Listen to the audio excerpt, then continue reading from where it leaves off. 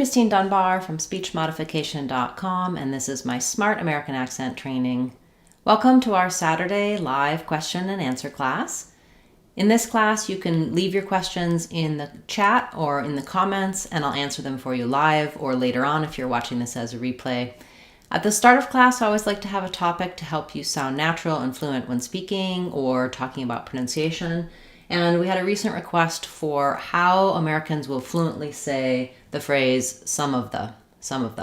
So I want to talk about that phrase as well as a lot of the and one of the. These are very common combinations that we use all the time in everyday speech and not always that easy to say. So one of the things to know about some of the is that it's typically not going to be the stressed part of your phrase or sentence. You're often just going to be saying some of the people, some of the ingredients, some of the times. And so this word that comes after the phrase some of the is going to be longer, it's going to have clear vowels, it's going to be stressed. The phrase some of the is going to go by quickly, it's going to be linked and reduced as much as possible. Within this phrase, the word some is the one that's going to be stressed. So I put a little stress marker here. And we have two ways we can do this. We can say all of the sounds, some of the, and there you really have to move from the v movement to the of the. But because of the is a difficult combination and those words are not that important in the phrase, we sometimes lose the v sound of. So then we end up with some of the, where we have all schwas through here. This one is a stress schwa. It's a little bit longer. The other two are very short and quick. Some of the people, some of the things, some of the times, some of the ingredients. You notice how if the next word starts with a vowel sound like I of ingredients, then the becomes a the. Otherwise, some of the is going to be your more typical pronunciation there with the schwa. So practice that with a lot of different ways you might use it. You can say the word that goes in the blank first and then add your some of the at the start. So you might say houses, some of the houses, people, some of the people, tests, some of the tests, messages, some of the messages. This is also a great way to practice for plurals because some of the is always going to go with a plural. It won't always have an S. You notice people, plural doesn't have an S. Inclusive nouns may not always have that S, but it's a good way to practice that phrase as well as plurals. Welcome everyone. It's nice to see so many of you here this morning.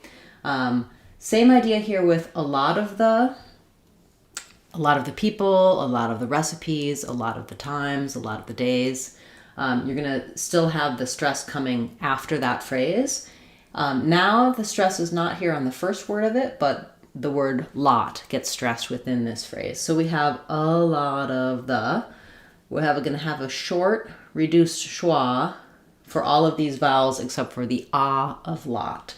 We'll flap this T. So, and then again, we might sometimes leave that v sound out. So it sounds like a lotta. We're linking that T to the next schwa. A lot of the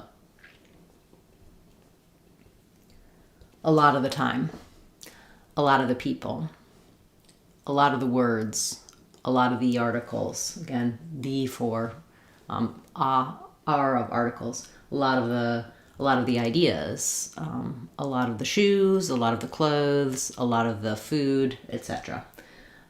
So another way to practice, again, just kind of putting that phrase together with how you might actually say it and with plurals. And then even though one of the sounds like you're talking about one thing, you are talking about one thing, but one thing out of a group. So again, we have plurals, one of the people, one of the groups, one of the times, one of the days, one of the vacations, etc. In one of the, again, I can keep my v, or we might sometimes lose that, which would sound like one of the.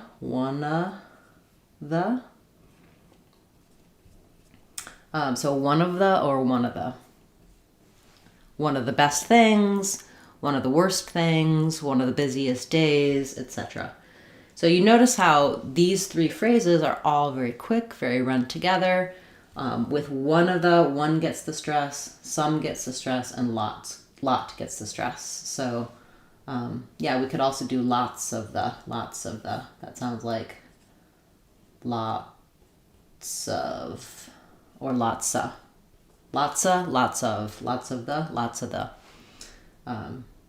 Okay, so hopefully this helps you with fluent speaking for these particular phrases, and just some of the ways I modeled repeating, saying the stress word first, and then adding your unstressed phrase at the start. These are all going to be helpful for using these phrases naturally and feeling like you can do this difficult combination it's the most common two-word combination in written language and one of the most common in spoken language as well. So it's definitely worth practicing it in these types of contexts to really master saying it naturally and fluently, and also not forgetting to use those plurals together with these phrases.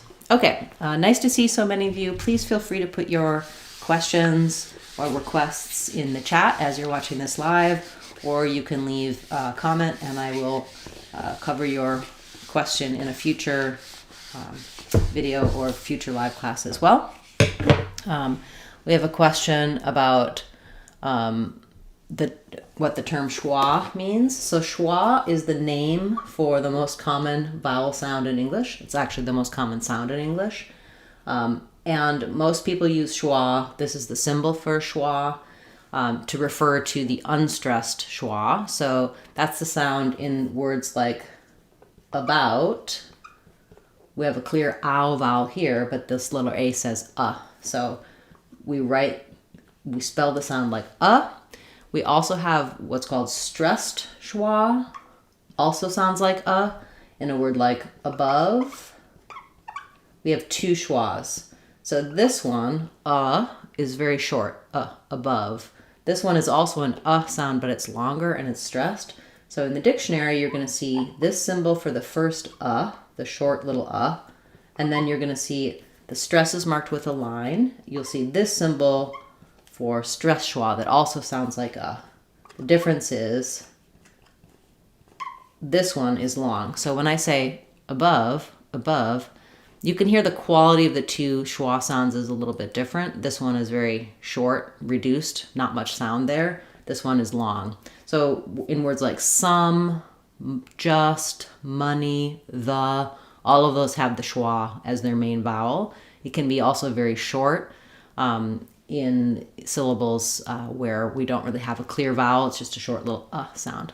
Quick touch on it. So schwa is just the name of the vowel. The other vowels have names as well, but we just typically don't use them as much. I think people talk about schwa because it's the most common sound, and it's difficult sometimes to describe what vowel you're talking about, so it is helpful to use the names. We just don't always use it for others. We just typically do it more for schwa. Okay, we had a question about cliché, and you were answered by another viewer, and that's correct. So in cliché, the stress is on the shay because it's from the French. This is the E sound. I typically says I in English, like in click, for example. It'll have the I sound, but because this comes from the French, we have the E sound, cliché. And then this is the A sound. In English, we make it the diphthong. In French, it would just be A, cliché. But yeah, that's what we get for cliché. Yeah, great. A question about how long I've been teaching English. So I've been a speech language pathologist for over 30 years. I've been specifically focused on accent and pronunciation for the last 10, 15 years of that time. But I've worked with various, working on English as a second language, speech pathology, articulation, etc., for quite a long time now. Thanks for your question. Okay, let's go to some other recent questions. So we had a recent request for the difference between blender and blunder. So here we have the schwa vowel that we were just talking about in words like above. We'll see this as blunder, And this one, we have the eh vowel like in red tent. So both stressed on the first syllable.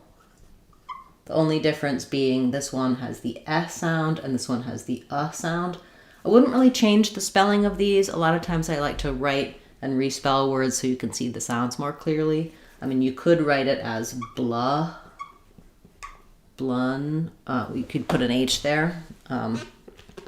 But these words both pretty much follow the conventional spelling. So the eh and the that's typically how we spell them. What I would suggest instead is thinking about another word you can use to where, since these two, everything else is the same, it can be hard to hear that eh and difference. If we look at the vowel quadrangle, the eh sound, like in blender, is more forward, so the back of my tongue is going to be more lifted. Bleh, blender.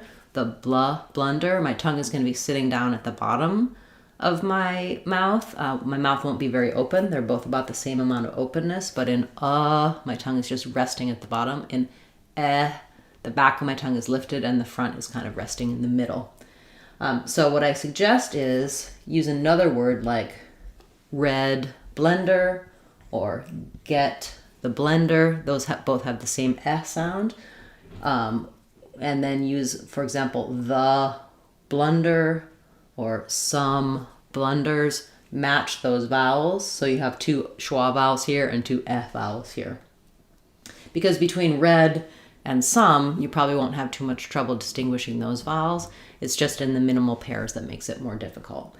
So once you solidify each of those vowels with similar words, it becomes easier to hear that difference between those two. How it feels is tongue difference. Tongue lifted in the back, tongue resting flat on the bottom. Thank you, that was a good request. Okay. We have a question about the word crescendo. So, crescendo. This one also doesn't really follow American or English spelling exactly. It comes from the Italian.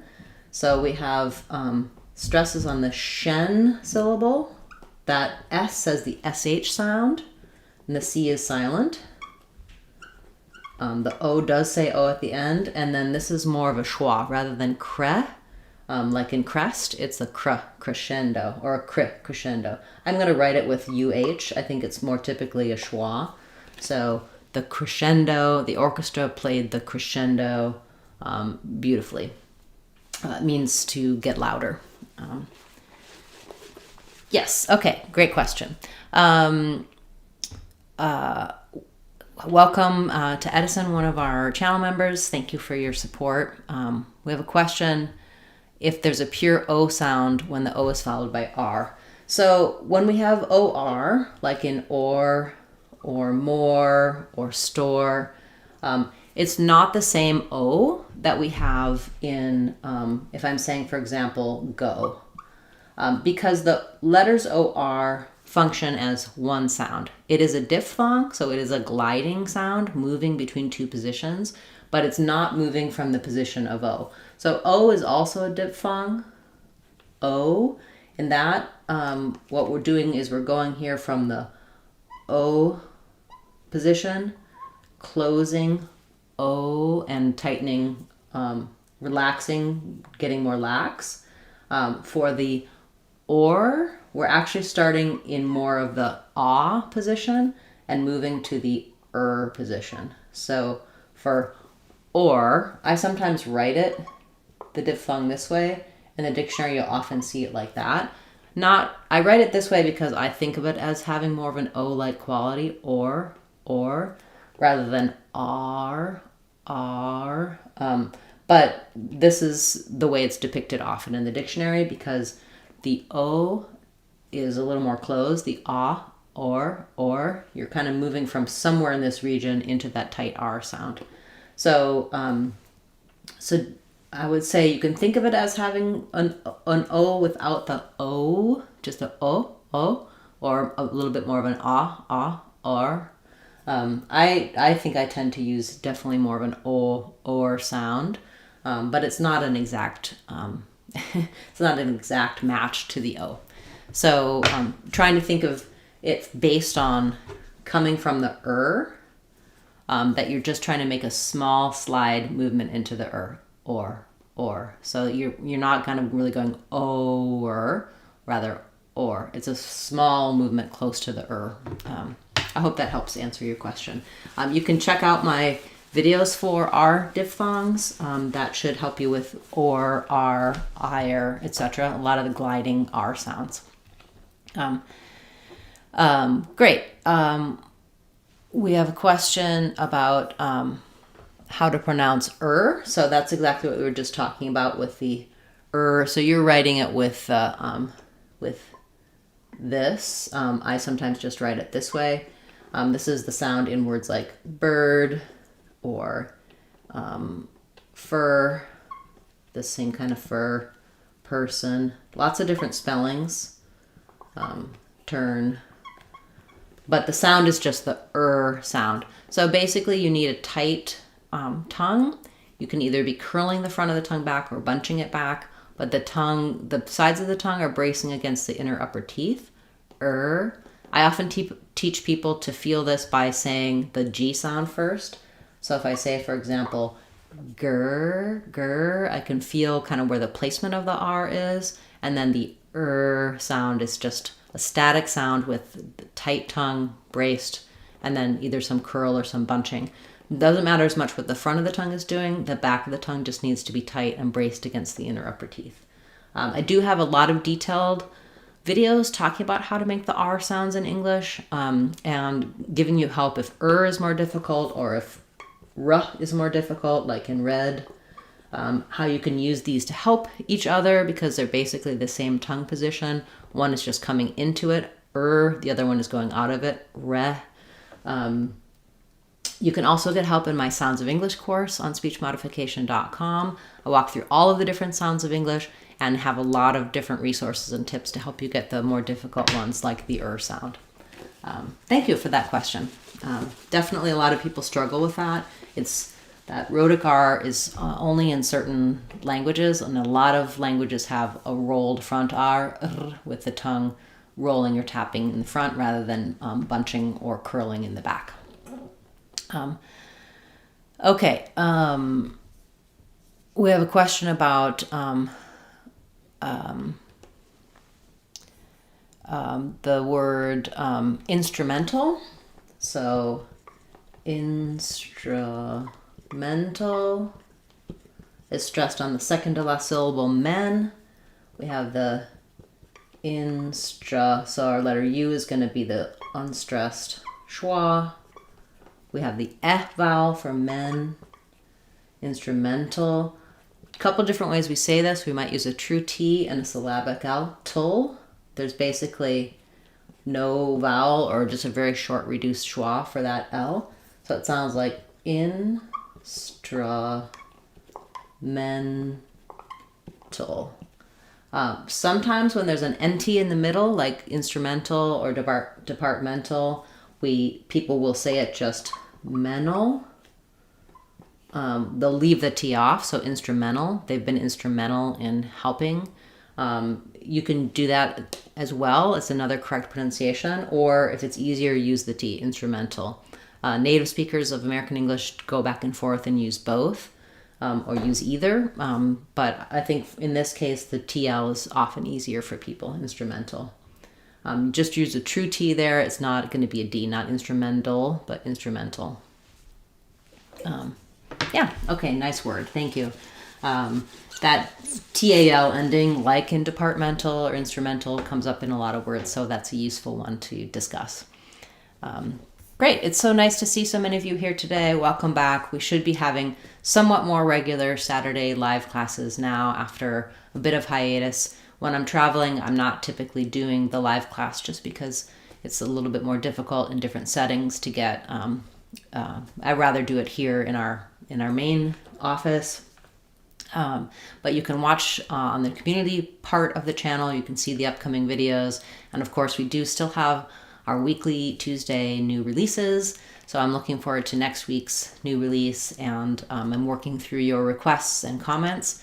If you're watching this later on as a replay, feel free to leave a comment with a question. I do go through all of those and get back to them, give you answers and resources here on the channel or on the website speechmodification.com, as well as I can cover your topics in future classes. Let's take a couple more questions and then we'll wrap up for today. So I'm looking at another recent question for the phrase, how does that sound? So how does that sound? So typically, the most typical way we would say this would be stressing on sound. How does that sound? How does that sound? Where sound is going to be longer. These are going to be shorter and linked together. How does that? So it'll sound kind of like how does. Not a lot of vowel on does. How does that sound? We'll probably have an ah here. It might be a little bit reduced. How does that? And then sound is going to have our longer stress. How does that sound?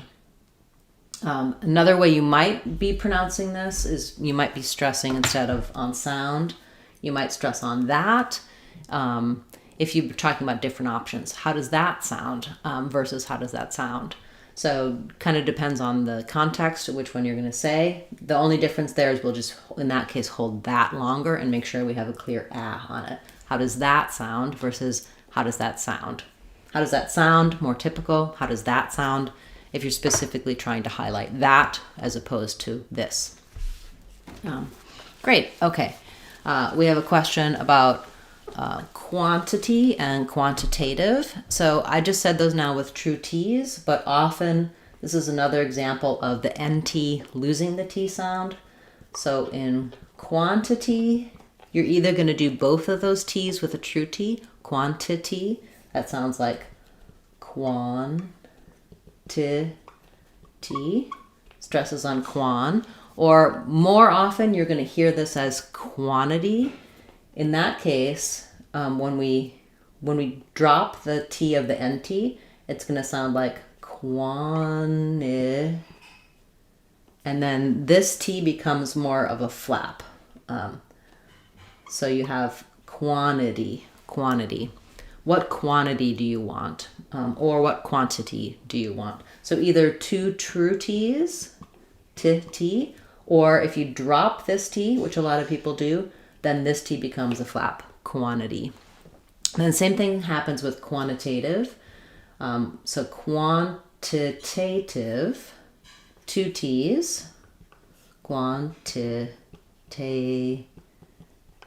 So I'm either going to do quantitative, this one gets flapped, or quantitative, and that sounds like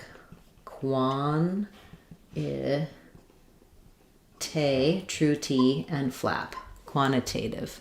So I can drop this T, or I can say these true as two as true T's, and this one's a flap. Quantitative or quantitative. Either way, you end up with a flap div on the last one. So yeah, definitely a little bit tougher. There is a video on the channel for these words that talks about those different options, but hopefully that was clear for you. Thanks for that request. Okay, we have a question about how to pronounce squid. Are you saying thank you, or you're also asking about how to pronounce thank you? I can cover that too if you want. So for squid, the QU is a qu sound. The letter I is an I sound, and then we have our S. So basically, you could build this. You can either just try squid, or you could build it from the W. So trying wid, quid, squid. Yeah. QU is typically the qu sound, and then for some people the SKW combination, like in square or squid, is difficult. You may find, based on your native language, that you might have the error pattern of saying squid. If that's the case for you, just try to hold your sound longer with no voice. Not S, but squid. Yeah, okay, thank you for that request. Okay, great. So you didn't need help with pronouncing. Thank you. Thank you for clarifying that. Okay, couple more quick ones and then we'll wrap up for today. We had another question that came in recently for the word whirlpool. Challenging combination. This is a compound noun. So this main stress is going to be on whirl, but there'll still be some stress on pool. It's still a clear vowel. The H is silent. The WH spelling used to represent a hwa sound with a h and a wa, so it would have been whirl. Now it's just whirl. The IR is the same as UR or ER, so it's the same as in the word were. We were in the whirlpool. It's also the same as in the word world. Whirl, that's the same beginning there. So the spelling's a little confusing. I think thinking of it as ER or IR, whatever is helpful for you there. So you're going to try whirl. Because we are going from the R to the L, whirl, it's there's a little bit of a sound between the R and the L. So if that part is difficult for you, think about it as whirl. You're kind of having an O sound, a little bit of a vowel there. Whirl, whirl. And then same thing with pool.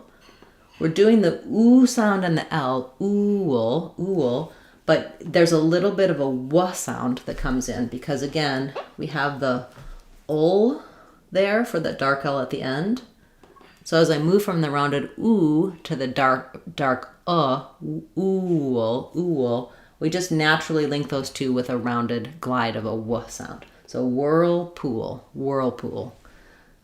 Yeah, it's definitely a tricky word. So thank you to the person who made that request. I think a lot of people struggle with each of these words by themselves, and then even more so when we put them together.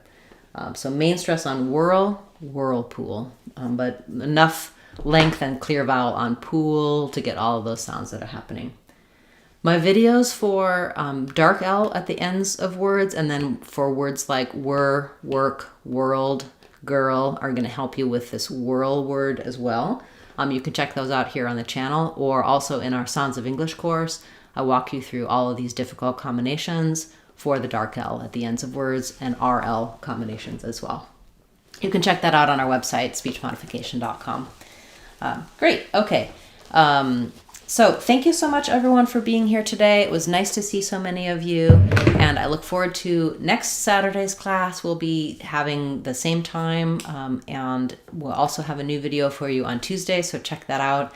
Feel free to leave questions and comments here on the channel, on this video, or any of my videos. And thanks so much to those of you who have joined as channel members. I truly appreciate your support. It helps keep the channel going. Thanks, everyone, and I look forward to seeing you in our next class. I'm Christine Dunbar from speechmodification.com. Remember, if you want to sound like a native speaker, you can do it. speechmodification.com. Bye, everyone. Hope to see you again soon.